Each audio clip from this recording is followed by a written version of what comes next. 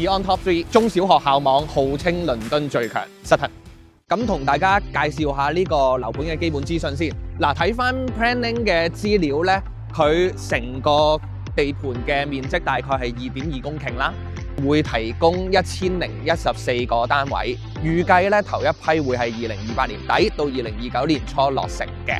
嗰個地盤隔離有2棟大廈啦，嗰2棟大廈當年2021年嘅時候咧，係一年裡面有超過200戶香港人喺入邊住㗎啦。因為呢度其實行去火車站咧都係大概3分鐘到嘅距離，咁亦都係火車站出嚟就係 High Street 啦，所有生活配套嘅嘢都喺嗰個 High Street 上高啦。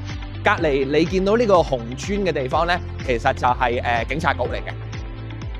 我身後邊咧，亦都有一個好大嘅公園 Manor Park， 所以基本上呢個 site 嘅周圍大概嘅情況就係咁樣啦。